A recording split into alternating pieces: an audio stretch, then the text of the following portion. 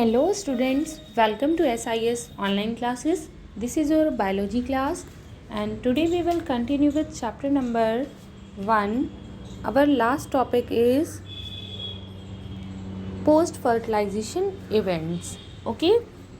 Sexual reproduction में हम लोगों ने कुछ इवेंट्स के बारे में पढ़ा था. Okay, pre fertilization and post fertilization, और इससे पहले हम लोगों ने कल की क्लास में फर्टिलाइजेशन के बारे में पढ़ा था. आज हम लोग पढ़ेंगे पोस्ट फर्टिलाइजेशन इवेंट, जो कि सेक्सुअल रिप्रोडक्शन इवेंट्स में लास्ट इवेंट है.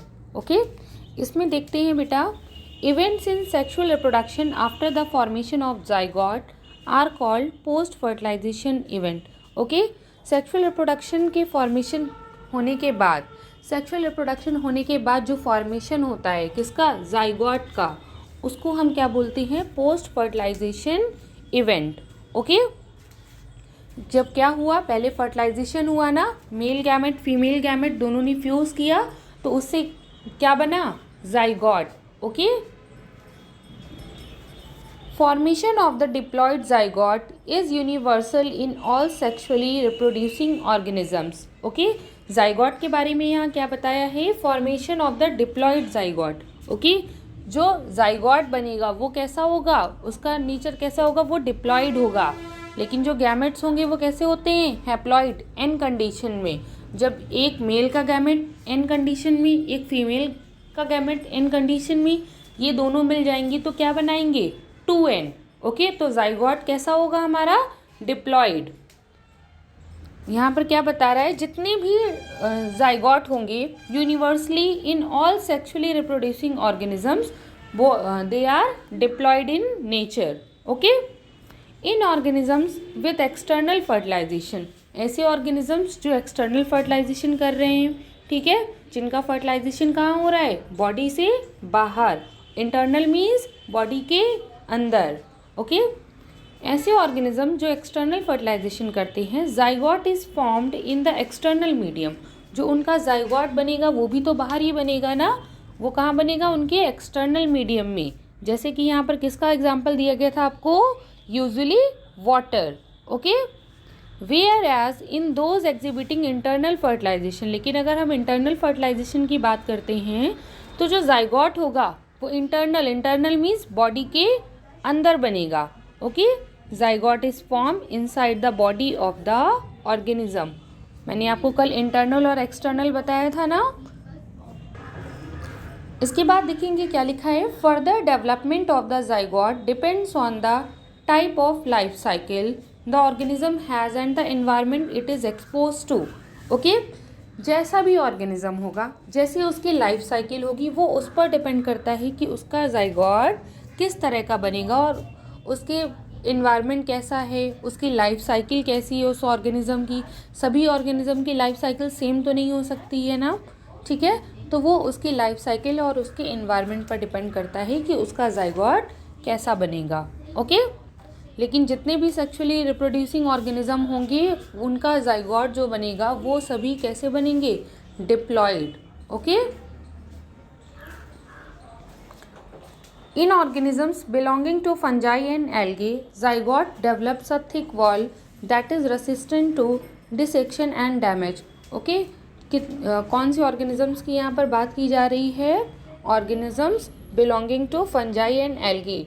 ऐसे ऑर्गेनिज्म जो फंजाई और एल्गी को बिलोंग करते हैं, इनकी जो जाइगोट बनता है उसकी जो वॉल होती है वो कैसी बता रहे हैं यहाँ पर, thick wall. Okay, thick wall और रेजिस्टेंट होती है ताकि उसमें किसी भी तरह का डैमेज ना हो सके. Okay, it undergoes a period of rest before germination, और जर्मिनेशन से पहले वो क्या, एक टाइम पीरियड के लिए रेस्ट के लिए जाता है. यहाँ पर अब कुछ आप लोगों को क्लास 11th का बताया गया है. इन organism with haplontic life cycle, ऐसे ऑर्गेनिज्म जिनकी लाइफ साइकिल कैसी होती है, हैप्लॉन्टिक. ओके, आप लोगों ने इसको क्लास 11th में पढ़ा होगा, हैप्लॉन्टिक और डिप्लॉन्टिक लाइफ साइकिल के बारे में. Okay, zygote is the vital link that ensures continuity of species. Zygote क्या है, एक वाइटल लिंक है, ठीक है, जो स्पीसीज की कंटिन्यूटी को आगे बढ़ाता है between organism of one generation and the next. एक जनरेशन से नेक्स्ट जनरेशन की कंटिन्यूटी ऑफ स्पीसीज को आगे तक लेकर जाता है। Every sexually reproducing organism including human beings begin life as a single cell the zygote.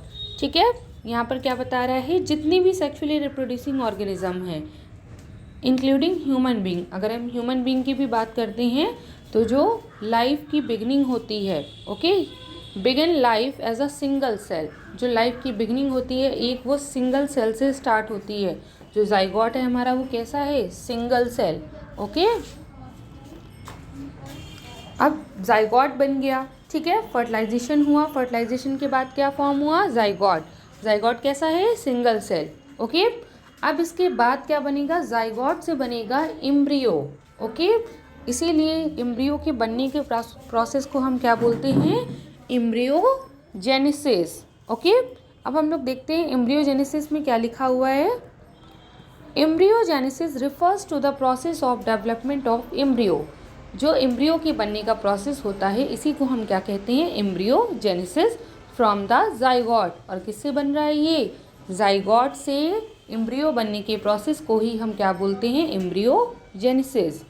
During embryogenesis zygote undergoes cell division. Embryogenesis के टाइम पर जाइगोट क्या करता है, सेल डिवीजन करता है। कौन सा सेल डिवीजन करता है, mitosis and cell differentiation, okay. While cell division increases the number of cells. और सेल डिवीजन क्या कर रहा है, अपनी सेल्स के नंबर को क्या करेगा, इंक्रीज करेगा इन द डेवलपिंग एम्ब्रियो। ठीक है, किस में इंक्रीज कर रहा है, एम्ब्रियो में। Cell differentiation help group of cells to undergo certain modification to form specialised tissues and organs, okay. जो ये सेल डिवीजन हो रहा है तो इससे क्या बनेगा, टिश्यूज बनेंगे, ओके। क्या होगा, एम्ब्रियो में और टिश्यूज बनेंगे और स्पेशलाइज्ड ऑर्गन्स बनेंगे, ठीक है। अब उसमें अंदर क्या हो रहा है, ऑर्गन्स बनना स्टार्ट हो जाएंगे, okay. And specialised tissues and organs to form an organism, ताकि एक नया ऑर्गेनिज्म बनकर तैयार हो सके। You have studied about the process of cell division and differentiation in the previous class. Animals are categorised into oviparous and viviparous. अब हम लोग बात करते हैं एनिमल्स की। एनिमल्स को कितनी, दो कैटेगरीज में डिवाइड किया गया है, कौन कौन से, oviparous and viviparous. I think ये आप लोगों ने छोटी क्लासेस में भी पढ़ा होगा। ओविपेरस और विविपेरस क्या होता है, based on whether the development of the zygote take place outside the body of the female parent और इनसाइड। ठीक है, इसमें ये बता रहा है कि जाइगोट कहाँ बन रहा है, आउटसाइड द बॉडी या फिर inside the body. Whether they ले फर्टिलाइज्ड और अनफर्टिलाइज्ड एग, या फिर वो फर्टिलाइज्ड एग प्रोड्यूस कर रहे हैं या फिर अनफर्टिलाइज्ड एग, और give birth to young ones, या फिर वो क्या कर रहे हैं, जो बर्थ दे रहे हैं यंग वंस की, मीन्स जो चाइल्ड प्रोड्यूस कर रहे हैं इन ओवीपेरस एनिमल्स। ठीक है, ओवीपेरस एनिमल्स की हम बात करते हैं, लाइक रेप्टाइल्स एंड बर्ड्स। कैसे, कौन कौन से एनिमल्स, जैसे रेप्टाइल्स हो गई, बर्ड्स हो गई। The fertilised egg covered by hard calcareous shell. ठीक है, ये कैसे एनिमल्स होते हैं, जो एग प्रोड्यूस कर रहे हैं। ठीक है, ये क्या कर रहे हैं, इन्होंने एग प्रोड्यूस किया और जो उनकी शेल होती है, मीन्स बाहरी कवरिंग, ओके, जो उसकी आउटर कवरिंग होती है वो किसकी बनी होती है, हार्ड कैल्शियस शेल की। Are laid in a safe place in the environment. ठीक है, ये किस में हेल्प करती है, एनवायरनमेंट में, बाकी जितनी भी दूसरी चीज़ें हैं उनसे सेफ रहने के लिए। इसमें एक बाहरी कोटिंग होती है एग में, उसको हम क्या बोलते हैं, calcareous shell, okay. After a period of incubation young ones hatch out. और एक टाइम पीरियड के बाद में जो उसमें यंग वन होगा, जो भी उसके अंदर यंग वंस होगा, वो क्या करेगा, उस एग को तोड़कर बाहर निकल आएगा। Incubation young ones hatch out, okay. On the other hand in viviparous, viviparous कैसे होते हैं, जो क्या करते हैं, चाइल्ड बर्थ देते हैं। ठीक है, ओविपेरस जो अंडे देते हैं और विविपेरस जो बच्चे देते हैं। ठीक है, in viviparous animals majority of animals including human beings.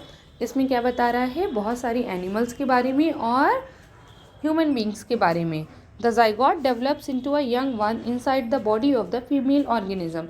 जो जाइगोट होता है वो किस में कन्वर्ट होगा, zygote develops into a young one, जो एम्ब्रियो है, एम्ब्रियो से ही तो यंग वन बनेगा ना, ठीक है।